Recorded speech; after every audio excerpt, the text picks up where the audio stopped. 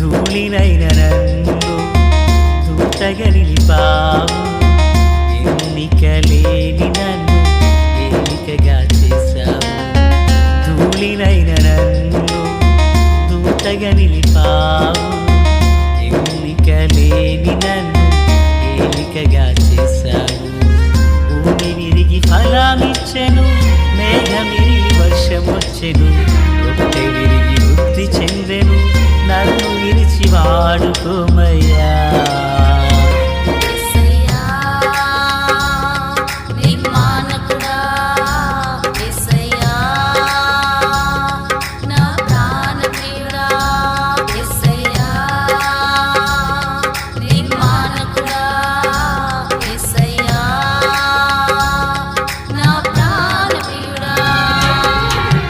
ధూళినైన నన్ను దూతగా నిలిపావు.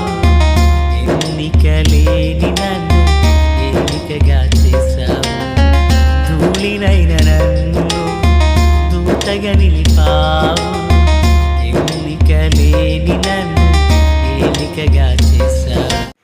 ప్రభు అయినటువంటి యేసుక్రీస్తు వారి పరిశుద్ధమైన నామములో తండ్రి అయిన దేవాది దేవునికి నిత్యము స్తుతియు స్తోత్రములు, మహిమయు ప్రభావములు యుగయుగములు ప్రభువునకే చెల్లునుగాక. ఆత్మీయులారా, బాగున్నారు కదా? దేవుని మహాకృపను బట్టి మరొక పర్యాయం మనమిలాగున ప్రభువును స్తుతించడానికి మహాదేవుడు మనకెంతగానో కృపను అనుగ్రహించున్నారు. దయగలిగిన ఆయన ఆత్మచేత సమభూమి గల దేశమున ప్రభువు మనలందరినీ నడిపించునుగాక. ఆమేన్. నేటి దినాన వాక్య ధ్యానం కొరకైన భాగము సంఖ్యాకాండము 20వ అధ్యాయము 2వ వచనము మొదలుకొని ప్రియులారా 13 వరకున్న వచనాలను మనము ధ్యానం చేయబోచున్నాము.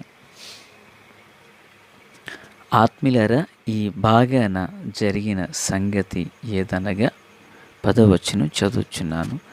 తరువాత మోషే అహరోనులు ఆ బండ ఎదుట సమాజమును పోగు చేసినప్పుడు అతడు వారితో, ద్రోహులారా వినుడి, నేను ఈ బండలో నుండి మీ కొరకు నీళ్లు రప్పింపవలెనా అనెను.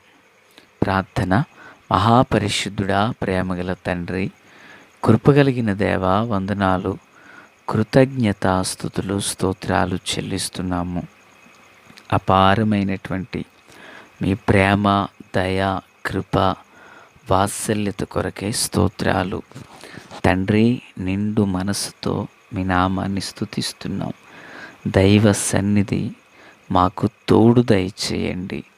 మేలు చేత నింపండి, వాక్కు చేత మాతో మాట్లాడమని యేసయ్యా తండ్రి, దూరదేశాల్లో జరుగుచుండిన ఆ యుద్ధ వాతావరణాలన్నీ అనుకూలపరచబడి దేశాల మధ్య సమాధానాన్ని కుదుర్చమని ప్రార్థిస్తున్నాం.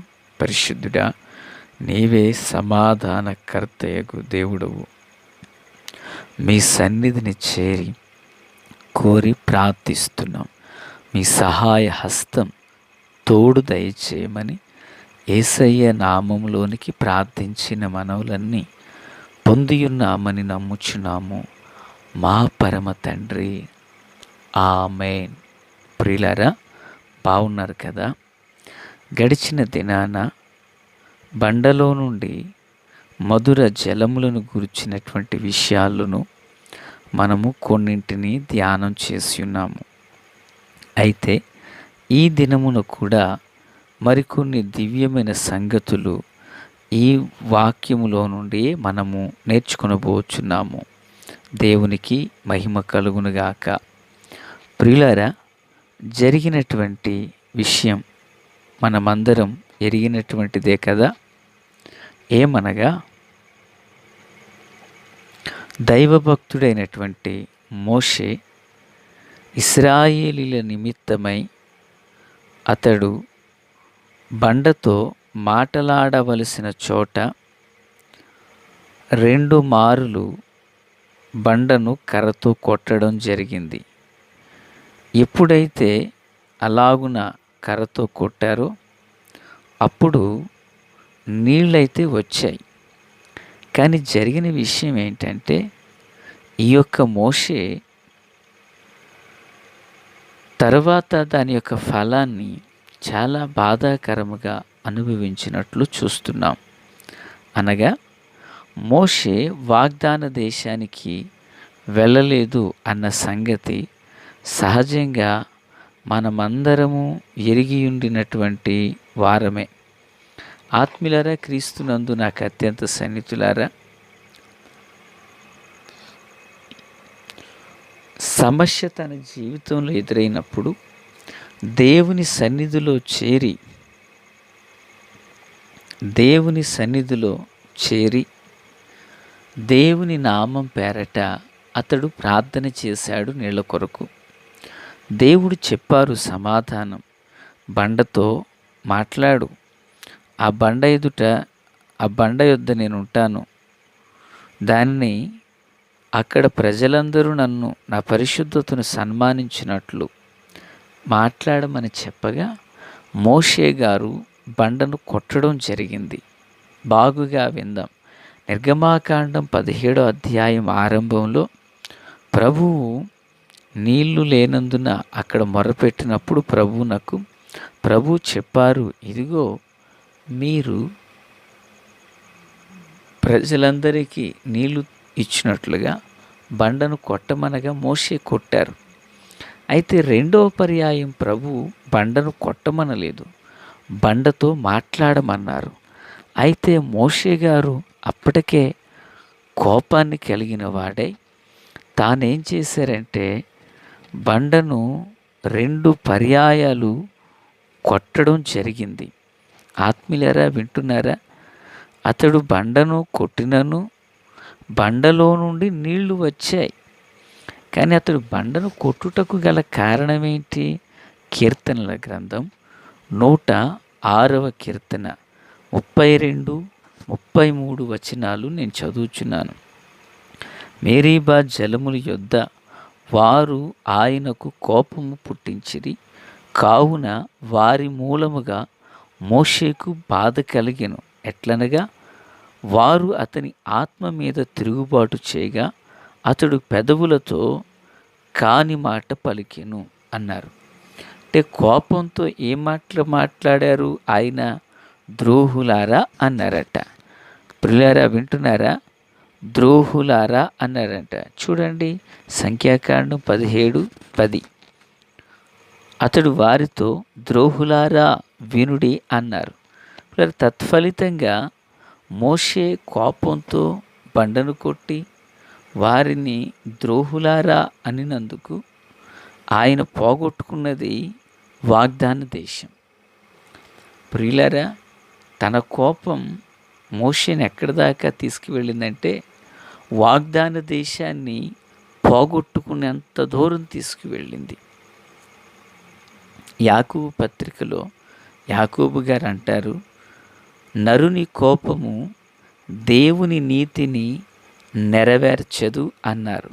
ఇప్పుడు మోషే యొక్క కోపం దేవుని వాగ్దాన దేశానికి వెళ్ళవలసినటువంటి అక్కడకు వాగ్దాన దేశానికి తనను వెళ్ళనివ్వకుండా అడ్డుపడింది ఈ యొక్క కోపమే. ప్రియులారా, ఈరోజు విద్యారంగంలో ప్రతి ఒక సబ్జెక్టుకి ఒక టీచరు లేక 2 సబ్జెక్టులు ఒక టీచర్ ఉండి ప్రతి సబ్జెక్టును విద్యార్థులకు బోధిస్తారు. తెలుగును గురించి ఒకరు, లెక్కలను గురించి ఒకరు, ఆంగ్లమును గురించి ఒకరు, అలాగనే సామాజికంగా ఎవరే హద్దుల్లో పనిచేయాలని నాయక వ్యవస్థ నడిపిస్తుంటుంది. వారిని సంరక్షించడానికి రక్షక భటులు ఉంటారు. మందిరావరణంలో కుటుంబంలో దైవత్వంలో ఎలాగున నడుచుకోవాలనేది సేవకులు మందిరంలో బోధిస్తారు. కానీ ఎక్కడ కూడా కోపాన్ని గురించి ఒక సబ్జెక్ట్ ఎందులో లేదు. ఉన్నదంటారా? నాకు తెలిసి ఎల్కేజీ మొదలుకొని పిహెచ్డి వరకు ఎలా కోపపడాలి అనేది ఎవరెక్కడ సబ్జెక్టులో చెప్పట్లేదు. కానీ మనుషునిలో కోపం క్రమక్రమం తారాస్థాయికి వెళ్ళిపోతుంది. ఎక్కడ ఆరంభమైంది కోపం అంటే కయ్యూనులో స్టార్ట్ అయింది. కయ్యూను నీకు కోపం ఎలా అంటాడు దేవుడు. దేవుడు చేసిన మనుషులిద్దరిలో కోపం రాలా. మనుషులను దేవుడు ఆశీర్వదించారు. వారి కలయికను దేవుడు దీవించిన తర్వాత వారిలో ప్రథముడు కయ్యూను.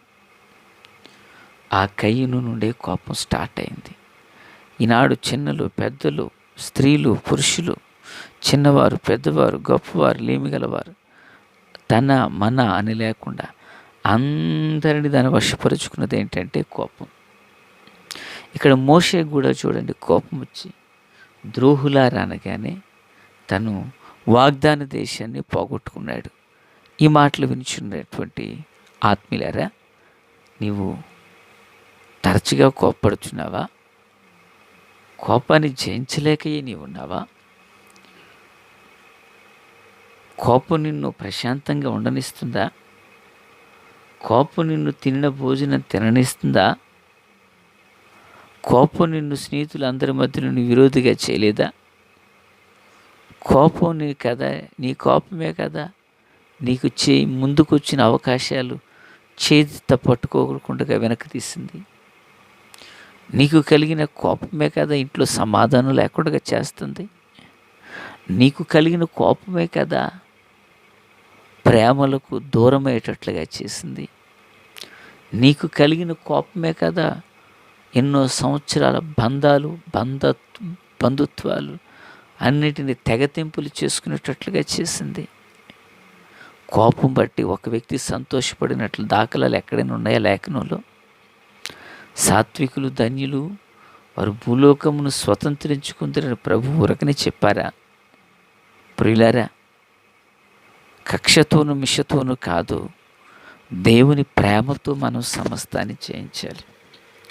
నరుని కోపం దేవుని నీతిని నెరవేర్చదని యోహాను ఊరికిని చెప్పలేదు ప్రియులారా.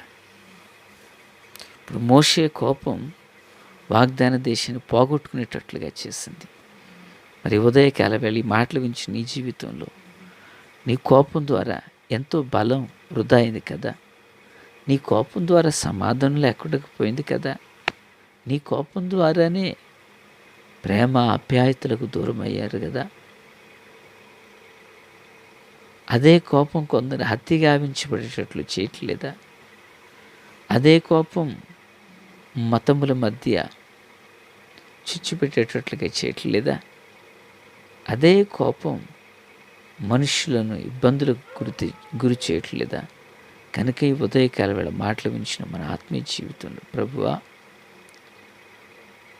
మీ సన్నిధిని నేను ప్రార్థిస్తున్నానయ్యా, ఏమాత్రం నాలో కోపం అనేది వెలుబడి చేయకుండా మీ పాదాల చెంత వేడుకొనిచ్చిన పరిశుద్ధపరచని నాయనంచు ప్రభు సన్నిధిని వేడుకుందాం. తండ్రి దేవా స్తోత్రం. వాక్యం అందరి హృదయాల్లో ఫలభరితం చేసి మేలుతో నింపండి, దీవించండి, కోపాన్ని జయించే శక్తిని ఇవ్వండి. యేసు నామమున ఆమేన్. Praise the lord.